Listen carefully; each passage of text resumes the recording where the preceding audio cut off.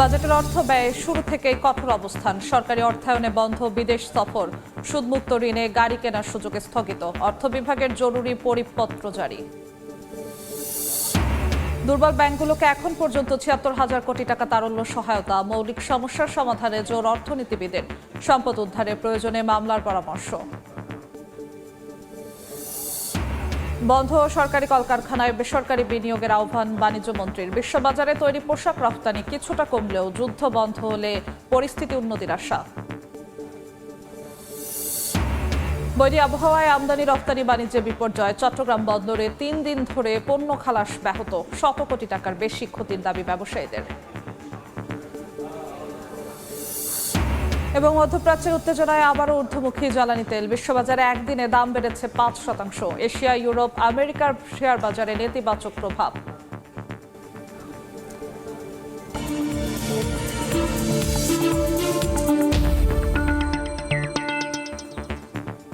দেখছিলেন শিরোনাম। আমন্ত্রণ জানাচ্ছি দেশ ও দেশের বাইরের অর্থ বাণিজ্যের নানা খবর নিয়ে আমাদের নিয়মিত আয়োজন এ সময়ের বাণিজ্যে। আপনাদের সঙ্গে আছি আমি জিন্নাত রাজওয়া। অর্থবছরের বাজেটে বরাদ্দ অর্থ ব্যয়ে কড়াকড়ি আরোপ করেছে সরকার। যেখানে বন্ধ থাকবে সরকারি অর্থায়নে বিদেশ সফর, ভূমি অধিগ্রহণ, সরকারি কর্মকর্তাদের গাড়ি কিনতে দেয়া ঋণ কর্মসূচি। উন্নয়ন ও পরিচালন দুই ধরনের বাজেটের অর্থই ব্যয়ের ক্ষেত্রে ভ্যালু ফর মানি নিশ্চিতে সরকারের এমন সিদ্ধান্তের কথা জরুরি পরিপত্র জারি করে জানিয়েছে অর্থ বিভাগ। সীমিত সম্পদের সুষ্ঠু ব্যবহার, মূল্যস্ফীতি নিয়ন্ত্রণ ও সামষ্টিক অর্থনীতিতে স্থিতিশীলতা বজায় রাখতে বাজেটের অর্থ ব্যয়ে অর্থবছরের শুরু থেকেই সরকার কঠোর ও যত্নবান। বুধবার অর্থ বিভাগ থেকে একটি জরুরি পরিপত্র জারি করে দেয়া হয়েছে এমন বার্তা। পরিপত্রে জানানো হয়েছে, নতুন মোটরযান, জলযান ও আকাশযান কেনার ব্যয় বন্ধ থাকবে। ১০ বছরের বেশি পুরনো সরকারি যানবাহন প্রতিস্থাপনে অধিকাংশ ক্ষেত্রে নতুন যানবাহন ফুল ইলেকট্রিক ভেহিকল হতে হবে।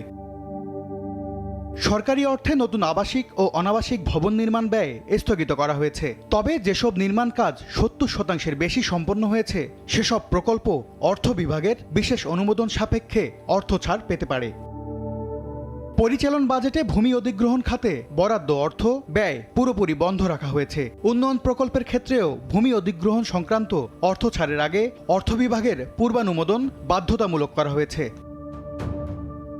সরকারি অর্থায়নে বিদেশে প্রশিক্ষণ, সেমিনার, কর্মশালা ও সম্মেলনে অংশগ্রহণ বন্ধ করে দেয়া হয়েছে। তবে বিদেশি সরকার বা উন্নয়ন সহযোগী সংস্থার অর্থায়নে আয়োজিত প্রশিক্ষণ ও শিক্ষা কার্যক্রমে অংশগ্রহণের সুযোগ থাকবে।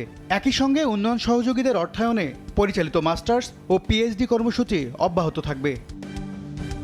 সরকারি কর্মকর্তাদের গাড়ি ক্রয়ের জন্য দেয়া বিশেষ ঋণ কর্মসূচির বরাদ্দ স্থগিত করা হয়েছে। ঠিকমতো মনিটর করতে পারলে এবং এই যে ফেক রিপোর্টিং সেগুলো যদি আমরা বন্ধ করতে পারি, তাহলে সেই ক্ষেত্রে আমি মনে করি যে বিপুল পরিমাণে সরকারি ব্যয় সেটা সাশ্রয় করা যাবে। আর এর পাশাপাশি আসলে সরকারের সবচেয়ে গুরুত্ব দিতে হবে কিন্তু দুর্নীতি প্রতিরোধে। পণ্য চালানের পূর্ব পরিদর্শন ও কারখানার গ্রহণযোগ্যতা পরীক্ষার মতো প্রযুক্তিগত পরীক্ষা নিরীক্ষার জন্য বিদেশ সফর নিরুৎসাহিত করা হয়েছে এই জরুরি পরিপত্রে। এমএস আরিফিন, সময় সংবাদ, ঢাকা। সংকটে থাকা ব্যাংকগুলোকে এখন পর্যন্ত ৭৬,০০০ কোটি টাকা তারল্য সহায়তা দিয়েছে বাংলাদেশ ব্যাংক। এতে সাময়িক স্বস্তি ফিরলেও নিশ্চিত হয়নি দীর্ঘমেয়াদে আর্থিক শৃঙ্খলা। এ অবস্থায় দুর্বল কর্পোরেট সুশাসন ও ঝুঁকিপূর্ণ ঋণের মতো মৌলিক সমস্যাকে চ্যালেঞ্জ হিসেবে দেখছেন অর্থনীতিবিদরা। বাংলাদেশ ব্যাংক বলছে, খেলাপি ঋণ কমাতে পুনঃ তফসিল থেকে সম্পদ উদ্ধারে কঠোর নজরদারিতে রয়েছে ব্যাংকগুলো। সেলিয়া সুলতানার রিপোর্ট। আওয়ামী আমলে ব্যাংকগুলোকে ১৭,২৫০ কোটি টাকা তারল্য সহায়তা দেয়া হয়। অন্তর্বর্তীকালীন সরকারের সময় সহায়তা দেয়া হয় ৫১,০০০ কোটি টাকা। সবশেষ ফেব্রুয়ারিতে ঈদে গ্রাহকদের টাকা তোলার চাপ কমাতে ১,০০০ কোটি টাকা জরুরি সহায়তা পায় ন্যাশনাল ব্যাংক। সম্প্রতি ইসলামী ব্যাংককে দেয়া হয় ১৩,০০০ কোটি টাকা।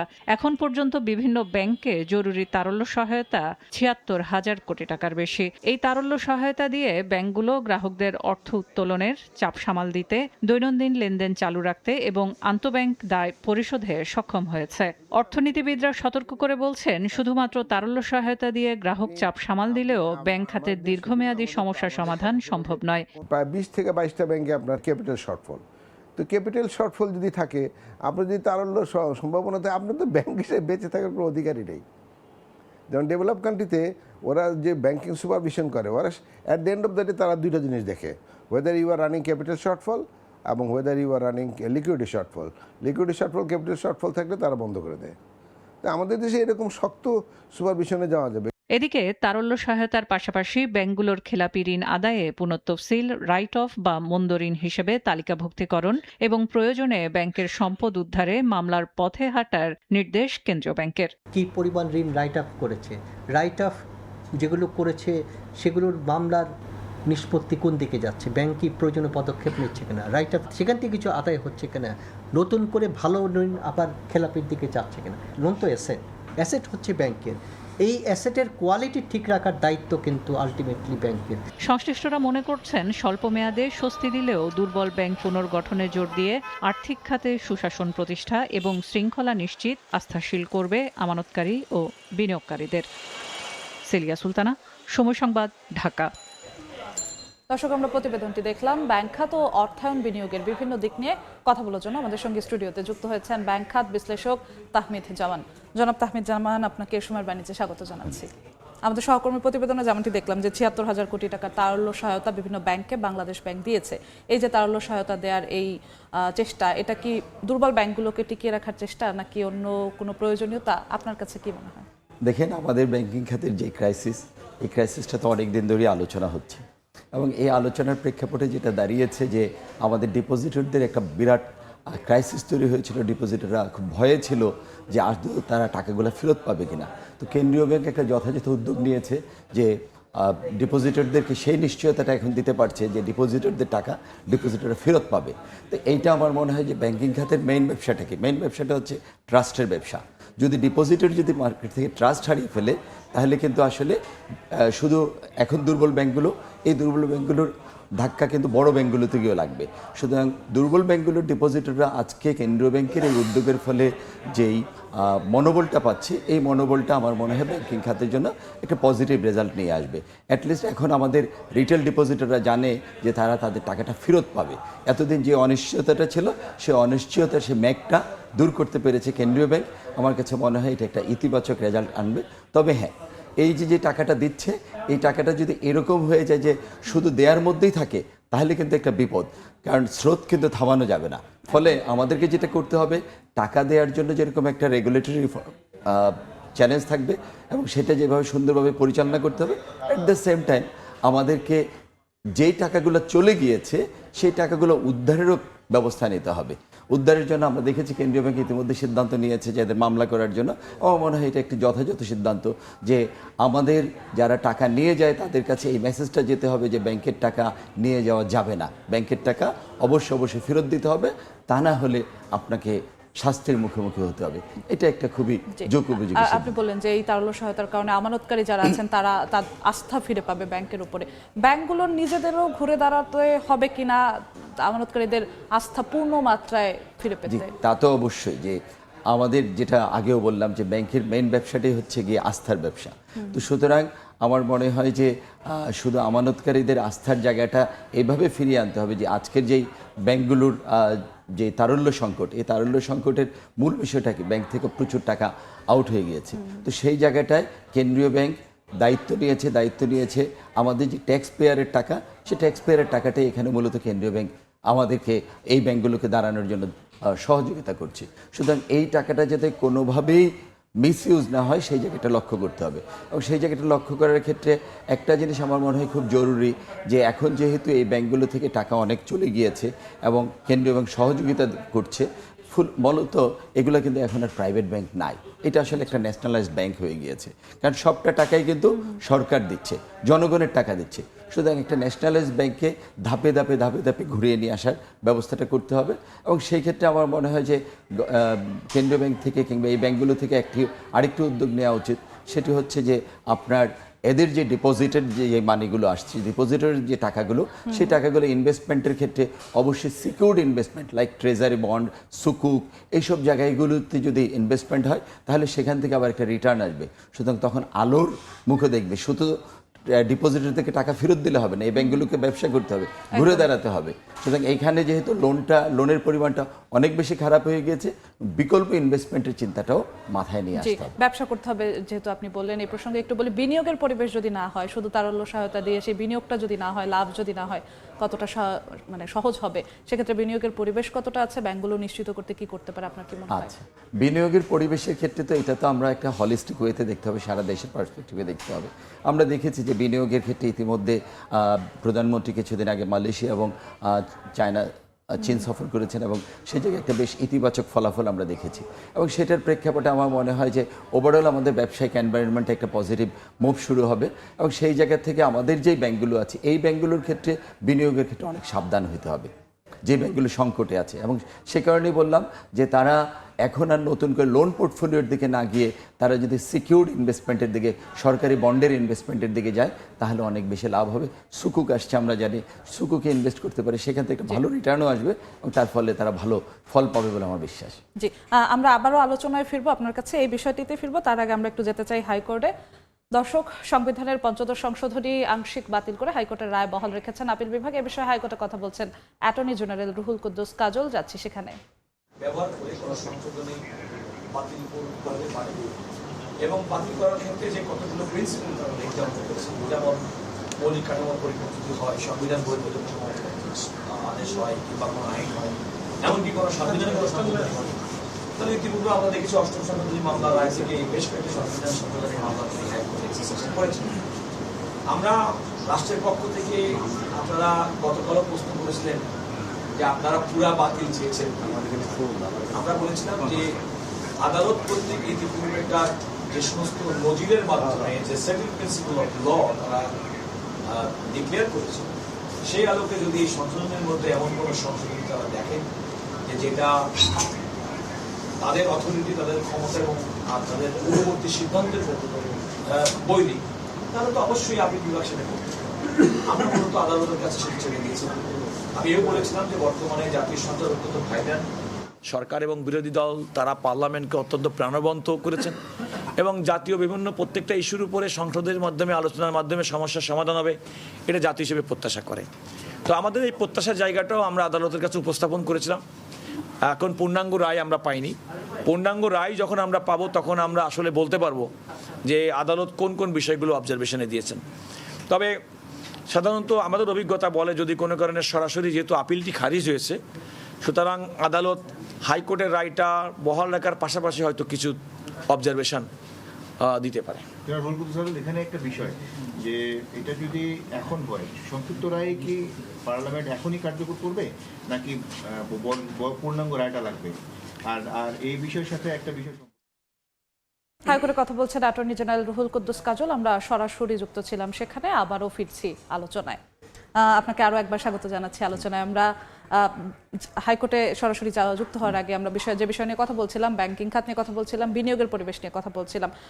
তারল্য সহায়তার কথা যেহেতু উঠছিল, তারল্য সহায়তা দেওয়া হচ্ছে পিছিয়ে পড়া বা দুর্বল ব্যাংকগুলোকে সহায়তা করার জন্য। সেক্ষেত্রে খেলাপি ঋণ বা আমরা সবসময় যেটা শুনি সুশাসনের অভাব, এটা নিশ্চিত করার উপায়গুলো আসলে কি? জি, তারল্য সহায়তা যত বেশি দেয়া হোক কখনোই কোনো লাভ হবে না যদি ব্যাংকিং খাতে সুশাসনটা ফিরে না আসে। সুতরাং সুশাসনটা হচ্ছে সবার আগে জরুরি। সুশাসনটা তো একটি শুধু এমন না কয়েকটা আইন জারি করে দেওয়া হলো, সুশাসনটা একটা হলিস্টিক অ্যাপ্রোচ।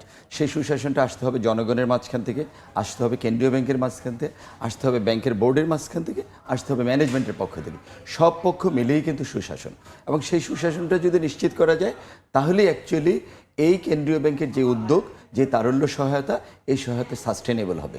তা না হলে কোনোভাবেই সাস্টেনেবল হবে না। এবং সেইটার জন্য আমরা দেখি যে আমাদের বেশিরভাগ ব্যাংকগুলোর ক্ষেত্রে দেখেছি বোর্ডের যে ইনভলভমেন্ট ম্যানেজমেন্টের উপরে, ফলশ্রুতিতে ম্যানেজমেন্ট স্বাধীনভাবে কাজ করতে পারে না। কিন্তু আমাদের ব্যাংকিং কোম্পানির দিকে যদি আমরা তাকিয়ে দেখি, ব্যাংকিং কোম্পানি আইনে কিন্তু স্পষ্ট বলা আছে পরিচালনা পরিষদ এবং ম্যানেজমেন্ট পুরোপুরি আলাদা থাকবে। কিন্তু এই জায়গাটা আমরা যখনই দেখেছি এটাতে ওভারল্যাপ করেছে, যখনই দেখেছি এটার মধ্যে রাজনৈতিক হস্তক্ষেপ হয়েছে, তখনই ওই ব্যাংকগুলোই আলটিমেটলি বিপদে পড়েছে। সুতরাং আমার মনে হয় যে এই জায়গাটায় আমাদের অর্থমন্ত্রী ইতিমধ্যে বলেছেন, আমাদের দেশে সবাই একই কথা বলছেন, অর্থনীতিবিদরা বলছেন, কিন্তু এই বলার মধ্যে সীমিত না থেকে একটা বাস্তবিক অর্থেই সুশাসনটা যাতে ঠিক মতন প্রয়োগ করা হয় এবং ম্যানেজমেন্ট যাতে স্বাধীনভাবে কাজ করতে পারে, বোর্ড যাতে পলিসি লেভেলেই কাজ করে। সুতরাং এই জায়গাটায় যাতে কোনোভাবে ওভারল্যাপ না হয়, এবং অবশ্যই আমরা যারা ব্যবসায়ী আছি, আমরা যারা ডিপোজিটের আছি, আমাদেরকেও মানতে হবে দেশের আইনটা, ব্যাংকের আইনটা। খেলাপি ঋণের ক্ষেত্রে কি উদ্যোগ নিতে পারে সরকার? খেলাপি ঋণের ক্ষেত্রে প্রথমত যেই কথা বলেছেন আপনি, যে অবশ্যই মামলার দিকে যেতে হবে, পাশাপাশি আমাদেরকে দেখতে হবে ব্যবসায়ীদের মধ্যে দু ধরনের ব্যবসায়ী আছে। আমাদের বেশ অনেক দিন ধরে ব্যবসার ক্ষেত্রে একটা টানপোড়েন যাচ্ছিল, ফলে বেশ কিছু খেলাফি ঋণ গ্রহীতা আছেন যারা কিনা আসলে এনভায়রনমেন্টাল ইফেক্ট, তাদেরকে আসলে ব্যাংক থেকে সহযোগিতা করতে হবে। ব্যাংক একই সাথে খুঁজে বের করতে হবে কারা সত্যিকারের ব্যবসায়ী আর কারা আসলে সত্যিকারে খেলাফি। যারা ইচ্ছাকৃত খেলাফি তাদের ব্যাপারে যেরকম কড়া হতে হবে, কঠোর হতে হবে, একই সাথে যারা কিনা সময়ের প্রেক্ষাপটে বিপদে পড়েছেন তাদেরকে ওইভাবে সহযোগিতা করতে হবে যাতে করে তারা ঘুরে দাঁড়াতে পারে। একটা ব্যাংকের কিন্তু খালি দায়িত্ব না জোর করে লোন আদায় করা, ঋণ আদায় করা, একই সাথে খেলাফি ঋণ আদায়ের পাশাপাশি ব্যবসায়ীকে সহযোগিতা করাও ব্যাংকের একটা বড় দায়িত্ব। এবং পাশাপাশি আরেকটা জিনিস, সবচেয়ে জরুরি যে জিনিসটা মনে রাখতে হবে যে ব্যাংকের টাকাগুলো হচ্ছে ডিপোজিটরের টাকা, একদম আমানতকারীর টাকা। সুতরাং আমানতকারীর কনফিডেন্সটা তৈরি করতে হবে, আমানতকারীকে সেই আশ্রয়টা দিতে হবে যে তারা যাতে এখানে টাকা রেখে নিরাপদ বোধ করে, না হলে কিন্তু আবার বাসের ব্যাংকে চলে যাবে। জি, বিগত সময় আমরা দেখেছি এরকম যারা দুর্বল ব্যাংক পিছিয়ে পড়েছে, তারল্য সংকটে ভুগছে, তাদেরকে উদ্ধারের জন্য বিভিন্ন ব্যাংকের সঙ্গে মার্জ করার যে সিদ্ধান্ত সেটিও দেখেছি, বিভিন্ন উপায়ে পুনর্গঠনের চেষ্টা দেখেছি। সেটা কতটা সফল হয়েছে বলে আপনার মনে হয়? দেখেন, মার্জার কিংবা উদ্ধার কিংবা ঘুরে দাঁড়ানো এই বিষয়গুলো কিন্তু জোর করে চাপিয়ে দেওয়ার বিষয় না। এই বিষয়গুলো হচ্ছে একটি সিস্টেমেটিক অ্যাপ্রোচে যারা ব্যাংকের মধ্যে আছে, যারা ব্যাংকের পরিচালনা পরিষদে আছেন, তাদের বুঝতে হবে যে তাদের ব্যাংকটা কীরকম চলছে। এবং মার্জার যদি উপরের থেকে জোর করে চাপিয়ে দেয় এটার ফলাফল ভালো হয় না। আমরা বিগত সময়ে দেখেছি যে এরকম জোর করে চাপিয়ে দেওয়ার একটা বিষয় আসছিল এবং ফলশ্রুতি সেটা টোটালটাই কিন্তু আলটিমেটলি কোনোভাবেই কোনো আলোর মুখ দেখেনি এবং এইভাবে কোনো আলোর মুখ দেখবে না। দেখবে হচ্ছে তখন একটা শক্তিশালী ব্যাংক যদি মনে করে হ্যাঁ আরেকটি ব্যাংকে তার সাথে যদি মার্জ করে নেওয়া হয় তাহলে তার জন্য ভালো হবে, তখনই কিন্তু এই মার্জার রিলেশনটা হবে। যে কোনো রিলেশনশিপে কিন্তু জোর করে কোনো রিলেশনশিপ আসলে তৈরি করা যায় না, সেটা ব্যক্তি রিলেশনশিপ থেকে প্রাতিষ্ঠানিক রিলেশনশিপ, কোনো রিলেশনশিপই আসলে জোর করে হয় না। দেখতে হবে ভিতরের তাগিদ থেকে আসতে হবে, যার প্রয়োজন তাকে বুঝতে হবে যে হ্যাঁ আমি এই রিলেশনশিপটা চাই। জি, একদম আমরা শেষের দিকে চলে এসেছি। যদি একটু 2 মিনিট আমাদেরকে বলেন যে সর্বোপরি বাংলাদেশের ব্যাংকিং খাতের এখনকার যে অবস্থা সেটাকে আপনি কিভাবে মূল্যায়ন করবেন? বাংলাদেশের ব্যাংকিং খাতের এখনকার যে অবস্থা আমি ঠিক এভাবে বলতে চাই যে আমাদের যে কালো মেঘ ছিল সেই মেঘটা এখন স্থির হয়ে আছে, মেঘটা আর বাড়েনি। সেটা হচ্ছে কাটেও নি কিন্তু বাড়েনি। মানে আমাদের জন্য পজিটিভ দিক হচ্ছে এটা ক্রমান্বয়ে বাড়ছিল, সেই জায়গা থেকে এখন একটা স্থির জায়গায় আছে। এবং আমাদের বেশ কিছু ব্যাংক আছে যেগুলোর উপর মানুষের যথেষ্ট পরিমাণ আস্থা, এখনো মানুষের আস্থা। আবার একই সাথে বেশ কিছু ব্যাংক আছে যেগুলোর প্রতি অগাধ আস্থা থাকার পরেও আমানতকারীরা হতাশায় ডুবেছে, তাই সেই জায়গা থেকেই আমি বলছি যে আমানতকারীরা কিছু ব্যাংকের উপর যেরকমভাবে খুবই আস্থা রেখেছে, কিছু ব্যাংকের উপর চরম হতাশ হয়েছে। সুতরাং এই যে একটি এক্সট্রিম সিচুয়েশন, সেই জায়গা থেকে আমাদেরকে বের হয়ে আসতে হবে। আমাদের আসলে ইকোনমিতে এতগুলো ব্যাংকের প্রয়োজন আছে কিনা সেটাও হিসাব করতে হবে। সব মিলিয়ে ব্যাংকের আস্থার জায়গাটা ফিরে আনতে হবে, তার কোনো বিকল্প নাই। এবং আমার মনে হয় মেঘ যেহেতু স্থির হয়েছে, এখন উদ্যোগ নিলে এটা কাটানো সম্ভব এবং কেটে গেলে অবশ্যই সামনে আমরা আলোর মুখ দেখব। সেক্ষেত্রে আপনার কোনো পরামর্শ?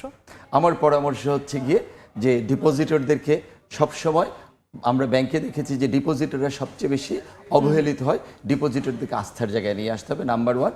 নাম্বার 2 হচ্ছে গিয়ে এই যে বেল আউটের যে বিষয়টা এটা চাপিয়ে না দিয়ে আরও যে ব্যাংকগুলো আছে তাদেরকে সিগন্যাল দেওয়া এবং কেন্দ্রীয় ব্যাংক তার আইন প্রয়োগের ক্ষেত্রে সবসময় যাতে সুন্দরভাবে সাবলীলভাবে আইনটা প্রয়োগ করে। আপনাকে অসংখ্য ধন্যবাদ আমাদের সঙ্গে যুক্ত হওয়ার জন্য। দর্শক, আমরা আলোচনা করছিলাম ব্যাংক খাতের নানা দিক নিয়ে। আমাদের সঙ্গে স্টুডিওতে আলোচনার জন্য যুক্ত হয়েছিলেন জনাব তাহমিদুজ্জামান। যাচ্ছি অন্য প্রসঙ্গে। বন্ধ সরকারি কলকারখানায় বেসরকারি বিনিয়োগের আহ্বান জানিয়েছেন বাণিজ্যমন্ত্রী। সকালে সচিবালয়ে বাংলাদেশ জুট মিলস লিমিটেডের প্রায় 35 একর জমি লিজ দিতে জুট অ্যালায়েন্স লিমিটেডের সঙ্গে চুক্তিসই অনুষ্ঠানে কথা বলেন তিনি। বলেন সরকার বন্ধ কলকারখানা চালু করে ফের কর্মসংস্থান সৃষ্টি করতে চায়, এজন্য প্রাইভেট সেক্টরকে বিনিয়োগের জন্য আহ্বান জানান। আগামী 2 বছরের মধ্যে বন্ধ থাকা রাষ্ট্রীয় মিলগুলো বেসরকারি খাতে লিজ দেওয়ার মধ্য দিয়ে ইতিবাচক পরিবর্তন আনা হবে।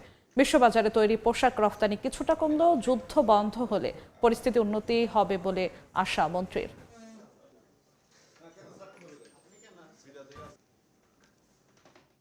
রাষ্ট্রীয় সম্পদ এই প্রতিষ্ঠানগুলিকে, এই মিল ফ্যাক্টরিগুলিকে আমরা নতুনভাবে রিভাইটালাইজ করতে চাই, পুনর্জীবিত করতে চাই। তো সেই ধারাবাহিকতার অংশ হিসাবে আজকে আমরা টিকে গ্রুপের সাথে একটি চুক্তিতে আবদ্ধ হয়েছি, আমাদের পাটকল কর্পোরেশন, যেখানে ওনারা একটা নির্দিষ্ট অঙ্কের প্রায় 1000 কোটি টাকার বিনিয়োগ হবে এবং প্রায় 3,000 কোটি টাকা টার্নওভার হবে।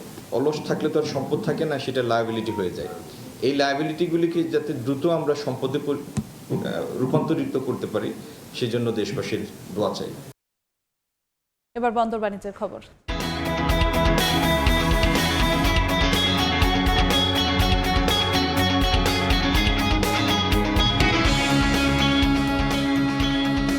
বৃষ্টির পাশাপাশি সাগর উত্তাল থাকায় বিপর্যয়ে আমদানি রফতানি বাণিজ্য। চট্টগ্রাম বন্দরের বহির্নোঙরে লাইটারেজ জাহাজ ভিড়তে না পারায় 3 দিন ধরে পণ্য খালাস বন্ধ।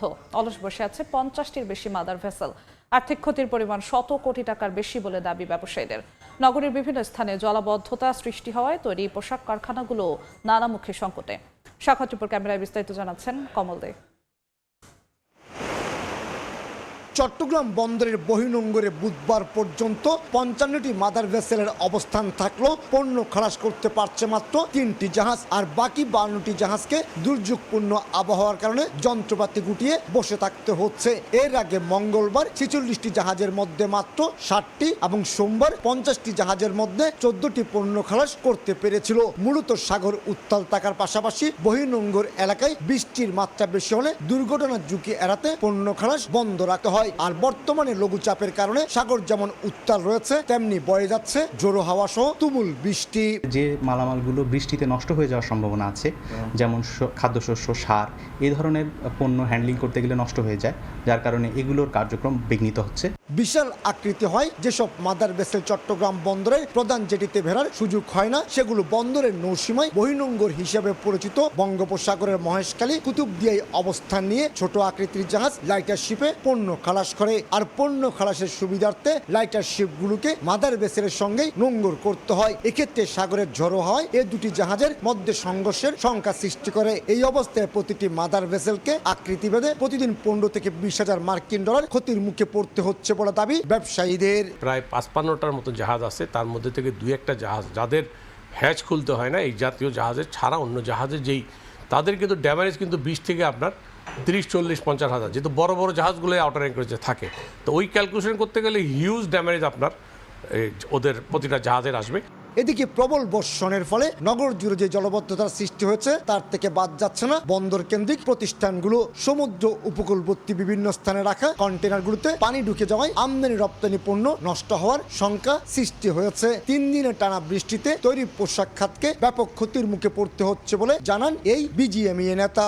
রাস্তাঘাট পানিতে ডুবানো, ফ্যাক্টরিতে পানি উঠে গেছে, তারপর হলো যে আইসিডিতে আপনার কন্টেনার যেগুলো আছে কন্টেনার পানির মধ্যে ঢুকে গেছে, সেখানে বিশাল একটা ক্ষতির সম্ভাবনা আছে, এখনো আমরা আইডেন্টিফাই করতে পারিনি। চট্টগ্রাম বন্দরের প্রধান জেটিতে জাহাজ বেড়া কিংবা কন্টেনার উঠানামা অনেকটা স্বাভাবিক থাকলেও বৃষ্টির কারণে ডেলিভারিতে কিছুটা ধীরগতি রয়েছে। স্বাভাবিক সময়ে প্রতিদিন গড়ে 3,500 কন্টেনার ডেলিভারি হলো বুধবার তা 2600-তে নেমে আসে। একদিকে তুমুল বৃষ্টি, অন্যদিকে উত্তাল সাগর, আর এই দুই প্রাকৃতিক দুর্যোগের কবলে পড়ে বিপর্যস্ত দেশের আমদানি রপ্তানি বাণিজ্য। কমল দে, সময় সংবাদ, চট্টগ্রাম। বাংলাদেশ চীন মৈত্রী সম্মেলন কেন্দ্রে জাতীয় বৃক্ষরোপণ অভিযান ও বৃক্ষ মেলার উদ্বোধনী অনুষ্ঠানে বক্তব্য রাখছেন প্রধানমন্ত্রী তারেক রহমান। সরাসরি যাচ্ছি সেখানে। এই ব্যাপারে সচেতন করাটা বোধহয় আমাদের দায়িত্ব এবং আমাদের একটা পবিত্র কর্তব্য বলে আমি মনে করি। কেন মনে করি? এই জন্য আমরা যদি ঢাকা শহরের বিভিন্ন জায়গায় যাই, যে এলাকাতেই যাই না কেন, আমরা যদি ঢাকা থেকে আপনাদের প্রত্যেকেরই এখানে নিজের গ্রামের বাড়ি, অবশ্যই মনে হয় ঢাকা শহরের নয়, ঢাকা শহরের ঢাকা জেলার বাইরে অন্য বিভিন্ন জেলা, আমরা যখন হাইওয়েগুলো দিয়ে যদি যাই এবং হাইওয়ের দুপাশের অবস্থাগুলো যদি দেখি, তাহলে আমি যেই কথাটি বলতে চাইছি এই কথাটি বোধহয় পরতে পরতে ফিল করার বোধহয় যথেষ্ট কারণ আছে। এবং গত পরশুদিন আমি সাভারে গিয়েছিলাম সেনাবাহিনীর একটি প্রশিক্ষণ কেন্দ্র দেখতে।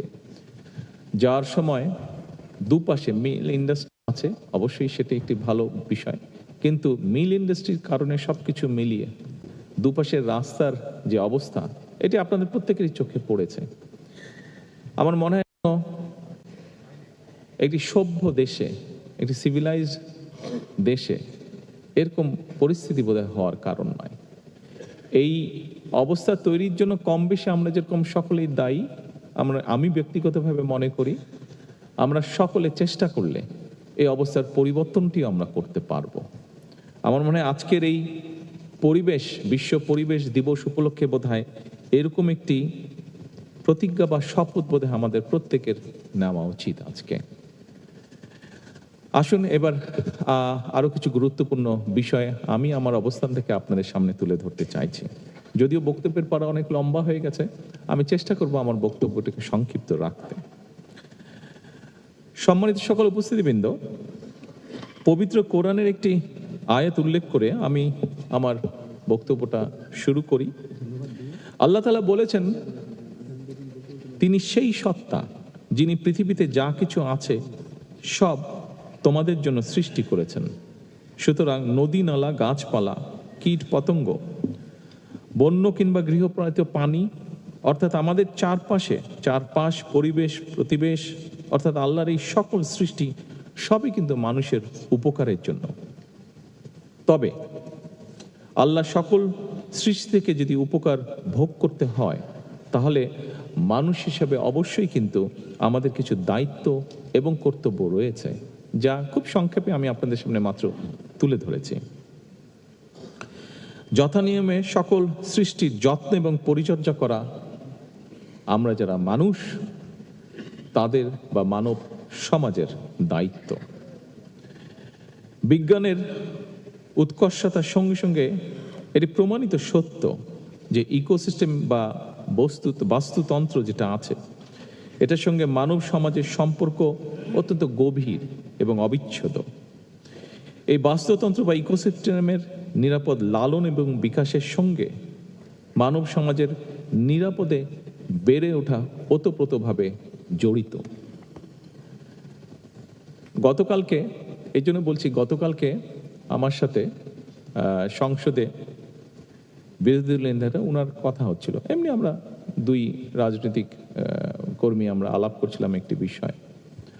কিছুদিন আগে উনি হঠাৎ অসুস্থ হয়ে গিয়েছিলেন এবং ওনাকে গুলশানে, উনি খুব সম্ভবত লেক ভিউ হসপিটালে ছিলেন, তো ওখানে ওনাকে ছাদে নিয়ে যাওয়া হয়। একদিন ছাদে নিয়ে যাওয়ার পরে উনি হাঁটছিলেন, কিন্তু উনি আমাকে যেটা বললেন যে কিছুক্ষণ পরে উনি আর ছাদে হাঁটতে পারছিলেন না, কারণ আশেপাশে এত অসম্ভব স্মেল লেকটার। তো আমার মনে হয় এই যে কথাটা বললাম, দেখুন এরকম অভিজ্ঞতা বোধহয় আমরা সকলেই, শুধু বিরোধী দলীয় নেতাই নয়, সকলেই কম বেশি আমরা বিভিন্ন সময় এইটা ফেস করে থাকি, এক্সপেরিয়েন্স করে থাকি এরকম অভিজ্ঞতা। সেজন্যই বলছি যে এইটার নিরাপদ লালন বা বিকাশের সঙ্গে মানব সমাজ বা আমরা কিভাবে জড়িত। উপস্থিতিবৃন্দ, আজকের এই পরিবেশ মেলা কিংবা বৃক্ষ মেলার যে আয়োজন, এটা যেমন বর্তমান এবং ভবিষ্যৎ প্রজন্মের সুন্দর এবং সুস্থভাবে বেড়ে ওঠার জন্য একটা নিরাপদ বিনিয়োগ বলে আমি মনে করি, যদি আমরা সকলে সিনসিয়ার হই। সেজন্য আমি যারা এই আয়োজন করেছেন, এই আয়োজনের সাথে যারা সম্পৃক্ত, আপনাদের সকলকে আমি অভিনন্দন জানাই। তবে এই আয়োজনটা কেবলমাত্র একটা বাৎসরিক আনুষ্ঠানিকতার মধ্যেই যদি সীমাবদ্ধ থাকে, সেটা বোধহয় থাকা উচিত হবে না। বৃক্ষরোপণ এবং পরিবেশ সংরক্ষণের মতন এই যে বিষয়টা, এটা আমাদের একটা নৈমিত্তিক অভ্যাসে যদি আমরা পরিণত করতে পারি, তাহলে আমরা সকলে বক্তব্যে যেই কথাগুলো বলি যে একটা স্বাস্থ্যকর বসতি গড়ে তোলা দরকার, আমাদের গড়ে তোলা উচিত, আমাদের আমরা কাজ করছি, এই সবগুলো তাহলে ধীরে ধীরে আসলেই বাস্তবে রূপ নিতে পারবে। আজকে যারা আপনারা এখানে পরিবেশ কর্মী সহ বৃক্ষরোপণ বা বাগান তৈরি বা এই কাজগুলোতে যারা জড়িত আছেন, যারা উপস্থিত হয়েছেন বাংলাদেশের বিভিন্ন কর্নার থেকে, ইনশাল্লাহ আপনাদের মতন মানুষগুলো বা প্রতিক্রিয়াশীল, প্রতিশ্রুতিশীল তারুণ্য যদি থাকেন দেশে, এটা সংখ্যা যদি বৃদ্ধি পায়, নিশ্চয়ই ইনশাল্লাহ আমরা একটা সবুজ বসতি গড়ে তুলতে সক্ষম হব এই বাংলাদেশে। সম্মানিত সকল উপস্থিতিবৃন্দ, বৃক্ষরোপণের যে প্রয়োজনীয়তা এবং এটার যে উপকারিতা, এটা নিয়ে খুব সম্ভবত নতুন করে বোধহয় কিছু বলার প্রয়োজন নেই। আজকে আমরা নিজের ঘর থেকে বের হলে, ঘরের ছাদে গেলে, জানলা খুললে আমরা এটা পরতে পরতে অনুভব করতে পারি। বৃক্ষরোপণ কিংবা সবুজায়নের গুরুত্ব সম্পর্কে আমরা কম বেশি সবাই অবগত আছি। আমরা যখন ছোট ছিলাম তখন ঢাকা শহরকে যত গ্রিন দেখতাম এখন বোধহয় দেখি না। এটার সাথে নিশ্চয়ই আপনারা এই ঘরে উপস্থিত কেউ আমার সাথে ডিফার করবে না, সবাই নিশ্চয়ই আপনারা একমত হবেন। কিন্তু করতে তো হবে কিছু, এবং এই করাটা আমাদেরকেই করতে হবে। একটা সন্তান পৃথিবীতে জন্মগ্রহণ করলে, আমি কিছুদিন আগেও বলেছিলাম যে এটা এখানে আমাদের একজন বক্তা, খুব সম্ভব আমাদের স্টেট মিনিস্টার ডক্টর ফরিদও মনে হয় বলেছেন, আমি কয়েকদিন আগে বলেছিলাম যে একটা সন্তান আমাদের পরিবারে, আমাদের নিজেদের হোক আত্মীয় স্বজন হোক, একটা পরিবারে নতুন সন্তান জন্মগ্রহণ করলে আমরা যদি সবাই মিলে তার জন্য তাকে স্মরণ করে একটি গাছ রোপণ করি, তাহলে প্রতিটা প্রাণের জন্মকে উদযাপন করি, স্মরণ রাখি, তাহলে একটা নবজাতকের পাশাপাশি একটা গাছ যেমন বেড়ে উঠবে, সেই ছোট্ট শিশুটি আস্তে আস্তে বেড়ে উঠবে, এবং এভাবেই সবুজায়নের জন্য সামাজিক আন্দোলন সফলতা লাভ করবে। এই যে কথাটা বললাম, এই প্রসঙ্গে আমি আপনাদের সামনে ছোট্ট একটা ঘটনা বলি। আমি লন্ডনে যেই পাড়াটায় থাকতাম, আমার 3-4টি বাসা পরে একটা বাসা ছিল, 3তলা বাসা। সেই বাসায় সামনে 2টি গোলাপ গাছ ছিল, দরজাটার দুপাশে। গোলাপ গাছগুলো ওই যে ক্লাইম্বিং রোজ যেটাকে বলে, গোলাপ গাছগুলো বেড়ে বেড়ে অলমোস্ট 3তলা পর্যন্ত উঠে গিয়েছিল। তো একদিন বাসার যে মালিক, ওর সাথে আমার দেখা হলো, আমি বললাম যে তোমার এই গাছগুলো খুব সুন্দর, বিশেষ করে দূর থেকে খুবই সুন্দর লাগে দেখতে। ভদ্রলোকের 3টা সন্তান, তো ও বললো যখন যেই সন্তান হয়েছে ওদের বয়স, আমি যখন কথা বলেছি তখন প্রবাবলি ওদের বয়স রাফলি 18, 20 এরকম, 22 এরকম। তো বললো যে আমার যখন যেই সন্তান জন্ম হয়েছে আমি তখন তার নামে একটা করে গাছ লাগিয়েছি, 2টো সামনে আছে, একটা বাসার পিছনে আছে। 3টা গাছই এখন বড় হয়ে গেছে, প্রায় 3তলার সমান হয়ে গেছে, দেখতে খুবই সুন্দর লাগে। সেদিন থেকে আমার কাছে মনে হয়েছে যে দেশে ইনশাল্লাহ ফিরলে আমার পক্ষে কখনো সুযোগ হলে এই কথাটি আমি বলার চেষ্টা করব। আমি সেজন্যই আজকে আপনাদের সামনে এই কথাগুলো আমি তুলে ধরলাম। উপস্থিতিবৃন্দ, সবুজনের সামাজিক আন্দোলনের পাশাপাশি পরিবেশ সংরক্ষণে সরকারিভাবে আমরা অনেকগুলো উদ্যোগ গ্রহণ করেছি। আমরা বর্তমানে সরকার গঠন করার পরে আপনারা ভিডিওর মাধ্যমে বেশ কিছু দেখেছেন। বর্তমান সরকার শিক্ষা প্রতিষ্ঠানে গ্রিন ভলেন্টিয়ারিজম চালু করার একটা পদক্ষেপ আমরা নিয়েছি। কিছুদিন আগে আপনারা দেখেছেন পত্রপত্রিকা নিউজ এসছে, স্কুলগুলোতে একসাথে, স্কুলের একটা প্রোগ্রাম ছিল, একসাথে 90,000-এর মতন গাছ আমরা বিভিন্ন স্কুলে সেদিন রোপণ করা হয়েছে। একই সঙ্গে ক্লাইমেট ইয়ুথ ফেলোশিপ চালু এবং এনভায়রনমেন্ট স্টার্টআপ ফান্ড সহ বেশ কিছু উদ্যোগ আমরা গ্রহণ করেছি।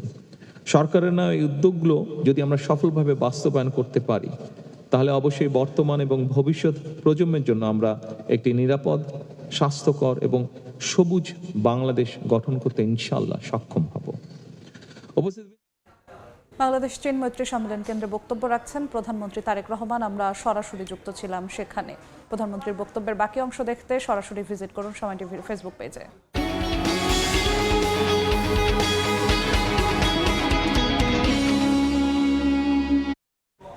রাইটস শেয়ার ইস্যুর মাধ্যমে বাজার থেকে 775,18,79,490 টাকা সংগ্রহের অনুমোদন পেয়েছে ইউনাইটেড কমার্শিয়াল ব্যাংক ইউসিবি। মঙ্গলবার Bangladesh securities and exchange commission বিএসইসির 1019তম কমিশন সভায় এই অনুমোদন দেওয়া হয়। এতে সভাপতিত্ব করেন পুঁজিবাজার নিয়ন্ত্রক সংস্থাটির চেয়ারম্যান মাসুদ খান। পরে জানানো হয় ইউনাইটেড কমার্শিয়াল ব্যাংক 10 টাকা মূল্যের 77,51,87,949টি সাধারণ শেয়ার প্রতিটি 10 টাকা মূল্যে রাইটস শেয়ার হিসেবে বিক্রি হবে। বিদ্যমান 2টি শেয়ারের বিপরীতে একটি করে রাইটস শেয়ার কিনতে পারবেন বিনিয়োগকারীরা। এ থেকে সংগৃহীত অর্থ ব্যাংকের নিয়মিত ব্যবসায়িক কার্যক্রম পরিচালনায় ব্যবহার করবে বলেও জানানো হয়।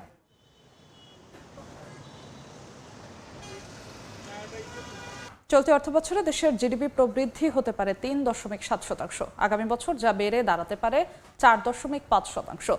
সবশেষ এশিয়ান ডেভেলপমেন্ট আউটলুকে এমন পূর্বাভাসই দিয়েছে এশীয় উন্নয়ন ব্যাংক এডিবি। উচ্চ মূল্যস্ফীতি, নেতিবাচক রফতানি ও বেসরকারি খাতে বিনিয়োগ কমায় বাংলাদেশের জিডিপি কমার পূর্বাভাস দিয়েছে সংস্থাটি। গেল এপ্রিলে জিডিপি প্রবৃদ্ধি 4% প্রাক্কলন করেছিল এডিবি। প্রতিবেদনে বলা হয় চলতি অর্থবছর শেষে মূল্যস্ফীতি 9% অপরিবর্তিত থাকতে পারে, তবে পরের অর্থবছরে সামান্য কমে তা নামতে পারে 8.8%। স্থানীয় বিনিয়োগের সঙ্গে পাল্লা দিয়ে কমছে বিদেশি বিনিয়োগ। চলতি বছরের প্রথম 3 মাসে বিদেশি বিনিয়োগ গেল বছরের একই সময়ের তুলনায় কমেছে প্রায় 44%। বৈশ্বিক যুদ্ধাবস্থার সঙ্গে অভ্যন্তরীণ জ্বালানি সমস্যা আর অবকাঠামোগত দুর্বলতায় একদিকে যেমন কমছে স্থানীয় বিনিয়োগ, তেমনি আশার কোনো আলো দেখা যাচ্ছে না বিদেশি বিনিয়োগেও। বাংলাদেশ ব্যাংকের হালনাগাদ তথ্য বলছে, চলতি বছরের প্রথম প্রান্তিক জানুয়ারি থেকে মার্চ সময়ে গেল বছরের একই সময়ের তুলনায় বিদেশি বিনিয়োগ কমেছে 43.84%। তথ্য বলছে, জানুয়ারি থেকে মার্চ 3 মাসে দেশে মোট বিনিয়োগ এসেছে $110 কোটি 43 লাখ। এর মধ্যে অর্ধেকের বেশি $65 কোটি 70 লাখ ফেরত নিয়ে গেছে বিদেশি বিনিয়োগকারীরা। সেই হিসেবে নিট বিনিয়োগ দাঁড়িয়েছে $44 কোটি 73 লাখ। এর মধ্যে অর্থনৈতিক অঞ্চলে বিনিয়োগ এসেছে $32.5 লাখ, যার মধ্যে ফেরত গেছে প্রায় $28.5 লাখ। নিট হিসাবে দাঁড়িয়েছে $4 লাখ। রফতানি প্রক্রিয়াকরণ অঞ্চলেও বিনিয়োগে ভঙ্গুর দশা। 29 কোটি 59 লাখ ডলারের বিদেশি বিনিয়োগের বিপরীতে ফেরত গেছে 77%। এই সময় সবচেয়ে বেশি বিনিয়োগ এসেছিল রফতানি প্রক্রিয়াকরণ অঞ্চলের বাইরে, 80 কোটি 51 লাখ ডলার। তবে এখান থেকেও ফেরত গেছে 42 কোটি 60 লাখ ডলার, যেখানে নিট বিনিয়োগ দাঁড়িয়েছে 37 কোটি 91 লাখ ডলারে, যা গেল বছরের একই সময়ের তুলনায় 29 কোটি 94 লাখ ডলার কম। অন্তরা সেন, সময় সংবাদ, ঢাকা।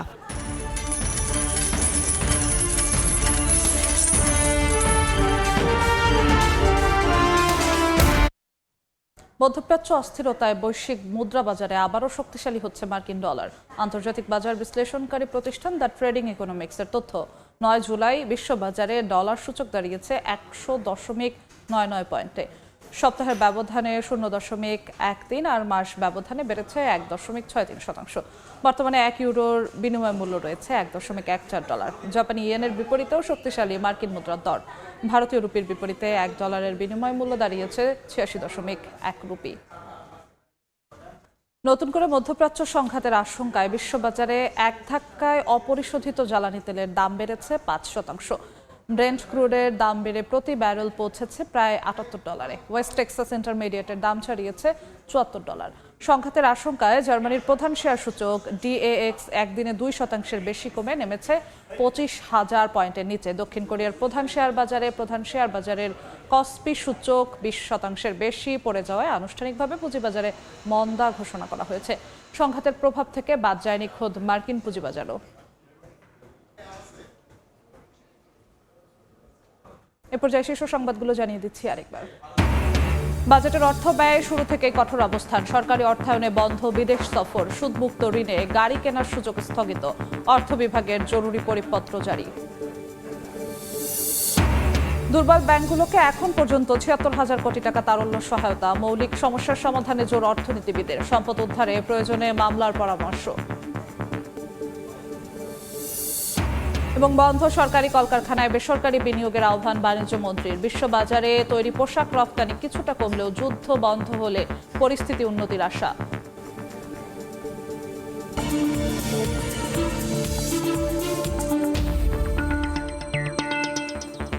এই ছিল এই সময়ের বাণিজ্যে। দর্শক, বিশ্বকাপ ফুটবলের মহাযজ্ঞ সরাসরি সম্প্রচার করছে সময় টেলিভিশন। দেখতে চোখ রাখুন সময়ের পর্দায়। এরপর দুপুর 12টার সময় সংবাদ নিয়ে সঙ্গে থাকবেন সহকর্মী ইমদাদুল হক। যশোর, আপনাকে ধন্যবাদ। দুপুর 12টার সময় সংবাদ নিয়ে আসছি কিছুক্ষণ পর, সঙ্গে থাকুন সময়।